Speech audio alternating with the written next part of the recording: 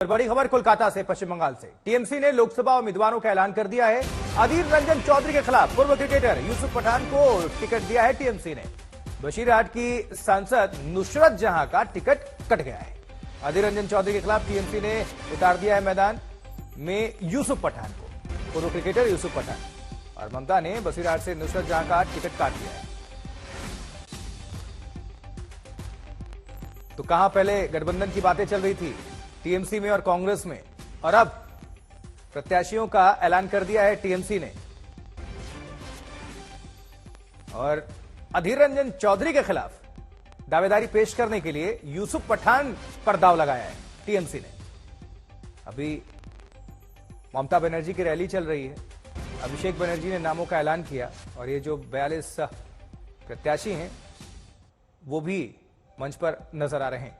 हालांकि नुसरत जहां का टिकट काट दिया है पार्टी ने और अधीर रंजन चौधरी के खिलाफ यूसुफ पठान को मैदान में उतार दिया है। यूसुफ पठान टीम इंडिया के लिए खेल चुके हैं। इरफान पठान और यूसुफ पठान भाई, बड़े भाई हैं यूसुफ पठान, लेकिन उनको पश्चिम बंगाल से टीएमसी ने पार्टी उम्मीदवार बनाया है।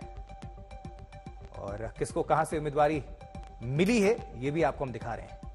लेकिन देखने वाली बात होगी कि अधीर रंजन चौधरी के खिलाफ यूसुफ पठान क्या कमाल कर पाएंगे, क्योंकि क्रिकेट अलग चीज है, राजनीति अलग चीज है। जनता एक्सेप्ट करेगी, ये देखने वाली बात होगी। चलिए कोलकाता का रुख करेंगे। अनुपम मिश्रा हमारे साथ, हमारे सहयोगी जुड़ चुके हैं। अनुपम, इस जो टिकट ऐलान किया गया है टीएमसी की तरफ से, इसकी बड़ी बड़ी बातें क्या रही हैं? और एक ये भी बता दीजिएगा कि अधीर रंजन चौधरी के खिलाफ यूसुफ पठान पर दाव लगाया है टीएमसी ने, क्या सोचकर?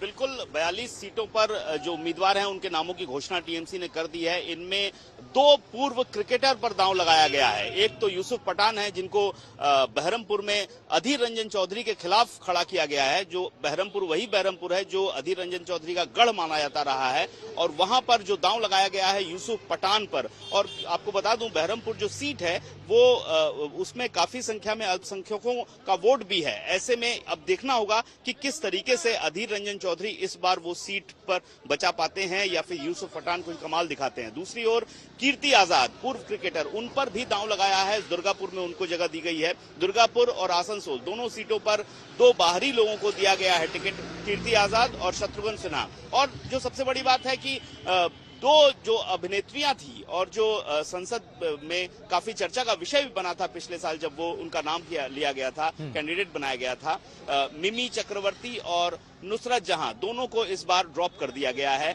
मिमी चक्रवर्ती जादवपुर से थी, उनको ड्रॉप किया गया है। और बशीरहाट की सांसद नुसरत जहां, उनको भी इस बार ड्रॉप कर दिया गया है। और बाकी के जो जितने भी नाम हैं लगभग सब पर भरोसा, जो पुराने लोग हैं, पुरानी जो टिकट दिए गए थे उनमें भरोसा जताया गया है। कुछ नए नाम इसमें शामिल जरूर हुए हैं। उत्तर बंगाल जो खास तौर पर बीजेपी का गढ़ माना जाता रहा है, पिछले लोकसभा चुनाव में 7 की 7 सीटें बीजेपी को उत्तर बंगाल में मिली थी, वहां पर कुछ हेरफेर किया गया है, कुछ फेरबदल किया गया है ज्यादातर। लेकिन दक्षिण बंगाल जहां जो तृणमूल कांग्रेस का गढ़ माना जाता रहा है, वहां पर फेरबदल कम हुआ है। लॉकेट चटर्जी के खिलाफ एक और अभिनेत्री को खड़ा किया गया है, रचना बैनर्जी।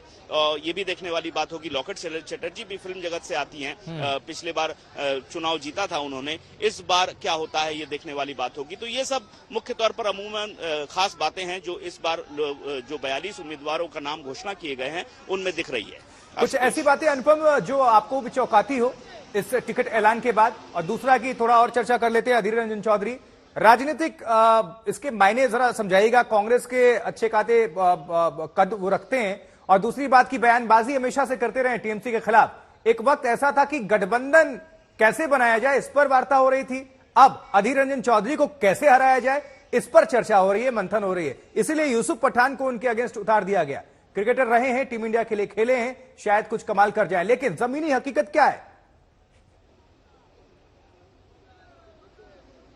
जी देखिए, लोकसभा के जो उम्मीदवारों की तालिका की घोषणा की गई है उसमें से बहुत सारे अपेक्षित नाम हैं जो हमें लग रहा था कि रिपीट किए जाएंगे। और ज्यादातर दक्षिण बंगाल का जो इलाका है, जो गढ़ माना जाता रहा है तृणमूल कांग्रेस का, वहां पर तो बहुत ज्यादा हेरफेर नहीं किया गया है। लेकिन सबसे बड़ी चौंकाने वाली बात है वो पूर्व क्रिकेटर यूसुफ पठान को अधीर रंजन चौधरी के खिलाफ खड़ा करना। अब इसमें कई बातें छिपी हुई हैं। सबसे बड़ी बात है कि कुछ महीने पहले तक जहां कांग्रेस और तृणमूल कांग्रेस एक साथ बंगाल में चुनाव लड़ने की बात कर रही थी, लेकिन उसके बाद धीरे धीरे जो खाई थी वो इतनी बढ़ती गई कि उन लोगों को अलग होना पड़ा। और इस अलग होने में सबसे बड़ी भूमिका अगर तृणमूल कांग्रेस के दृष्टिकोण से हम बात करें तो वो अधीर रंजन चौधरी की रही। आरोप लगाया गया लगातार कि अधीर रंजन चौधरी ने लगातार जिस तरह की बयानबाजी की उससे तृणमूल कांग्रेस को ये फैसला लेना पड़ा और ये गठबंधन नहीं हो पाया। ये मुख्य दारोमदार और जो बंदूक थी वो अधीर रंजन चौधरी के कंधे पर तृणमूल कांग्रेस के ओर से रखी गई। लेकिन अब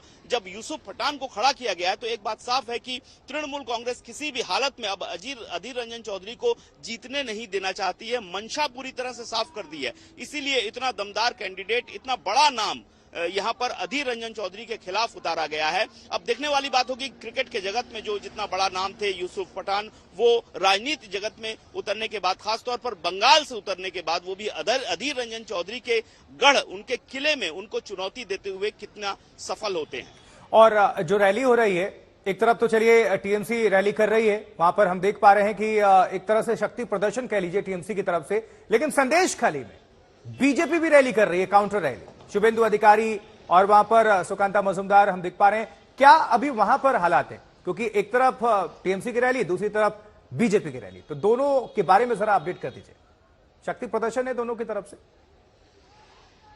जी देखिए, जी बिल्कुल शक्ति प्रदर्शन है, क्योंकि ब्रिगेड परेड जो रैली होती है बंगाल के इतिहास में इसके मायने बहुत बड़े होते हैं, क्योंकि ये बहुत बड़ा ग्राउंड होता है। इसको भरना एक तरह से चुनौती होता है। तो किसी भी पार्टी के लिए सांगठनिक जो ताकत होती है वो दिखती है यहाँ पर। ऐसे में आज की रैली को काउंटर करने के लिए बीजेपी ने संदेशखाली में रैली की है, वहां पर वो अपने ताकत दिखा रही है। और लेकिन सबसे बड़ी बात है कि संडे है और आने वाले दिनों में लगातार अब रैलियां होंगी, खासतौर पर संडे को बड़ी बड़ी रैलियां होंगी। और ममता बनर्जी पूरे दारोमदार के साथ इस वक्त अब मैदान में उतर गई हैं। जो आज जो रैली हुई है इसके बाद से अब धीरे धीरे पूरी तरह से ममता बनर्जी जो 42 सीटें हैं, पिछली बार हमें याद है जब चुनाव प्रचार में उतरी थी ममता बनर्जी तो उन्होंने कहा था कि 42 सीटों पर मैं ही उम्मीदवार हूं। इस तरह की बातें भी सामने आई थी। जब लोग विधानसभा का चुनाव हुआ था तब उन्होंने कहा था कि मैं ही पूरी की पूरी हमारे दर्शकों को जरा इस पर भी थोड़ा सा अपडेट कर दीजिए, जानकारी पहुंचाइए कि संदेशखाली का जो पूरा मामला है, प्रधानमंत्री ने भी खूब उठाया,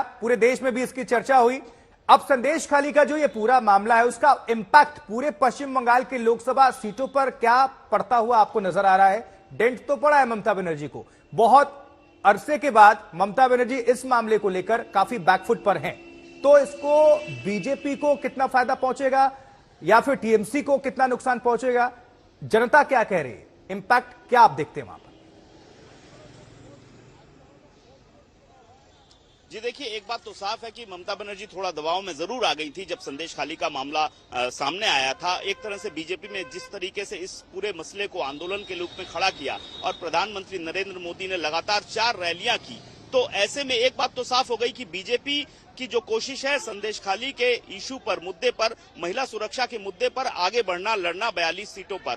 अब ममता बनर्जी इस पूरे मुद्दे पर किस तरह से आगे बढ़ती हैं, काउंटर कैसे करती हैं, वो भी देखने वाली बात होगी, क्योंकि एक क्रिटिकल एक जो फेज था उससे वो गुजर रही थी। अब यहाँ पर जिस तरीके से उम्मीदवारों के नामों की घोषणा हुई है उनमें कई महिला उम्मीदवार भी हैं यहाँ पर, और महिला सुरक्षा भी। अभी हमको याद है कि 2 दिन पहले जो नारी दिवस था उससे 1 दिन पहले ममता बनर्जी ने नारी अधिकार के लिए एक रैली की। तो एक तरह से इस बार का जो मुख्य चुनाव है बंगाल में वो महिला सुरक्षा पर लड़ा जाना है, ये तो बिल्कुल तय हो गया है। क्योंकि पिछली बार की अगर हम चुनाव में देखें तो ममता बनर्जी की जो ताकत रही है, नारी महिलाएं ताकत रही है।